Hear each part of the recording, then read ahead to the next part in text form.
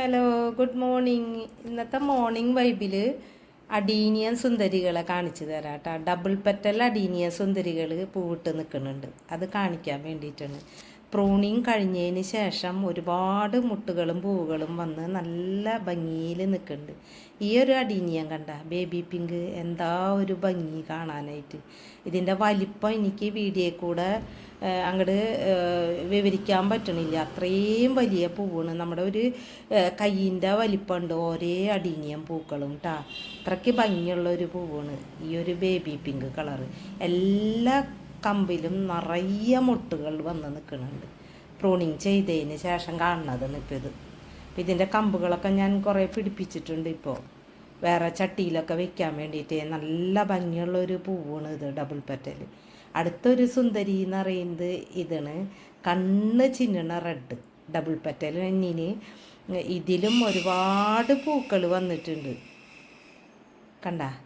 പൂവിൻ്റെ ഭാരം കൊണ്ട് താഴേക്ക് കമ്പ് താഴ്ന്ന് കിടക്കണം. അപ്പം ഞാനതാണ് ഇപ്പോൾ ഉയർത്തി കാണിച്ചു തരുന്നത്. എന്താ ഭംഗിന്ന് നോക്കി ഈ ഒരു പൂവ് കാണാനായിട്ട്. ഒരുപാട് പൂക്കളുണ്ടാവും, അതാണ് ഇതിൻ്റെയൊക്കെ പ്രത്യേകത. ഈ ഡബിൾ പെറ്റൽ അടീനിയത്തിൽ നിറയെ പൂക്കൾ വരും. വെയിലുണ്ടെന്ന് വെച്ചാൽ നല്ലോണം പൂക്കും ഈ ഒരു അടീനിയം ചെടികൾ. മെയിനായിട്ട് വേണ്ടത് വെയിലാണ് ഇതിന് കണ്ട.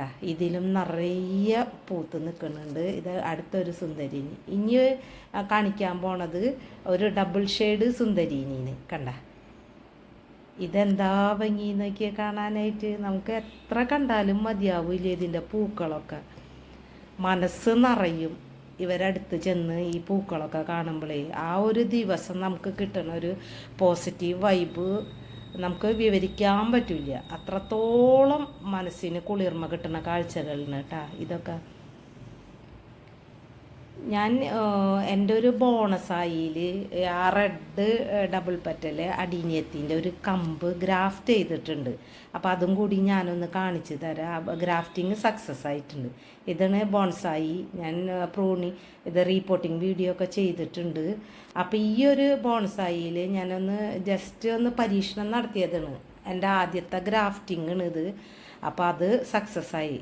ആ റെഡ് മൾട്ടി പെറ്റൽ അടീനിയത്തിൻ്റെ ഒരു കമ്പ് ഞാൻ പിടിപ്പിച്ചാണ്. ഇതേ ഇപ്പോൾ അത് വളർന്നു വന്ന് അതിൽ മൊട്ട് വന്നിട്ടുണ്ട്, പൂവിടരാറായിട്ടുണ്ട്.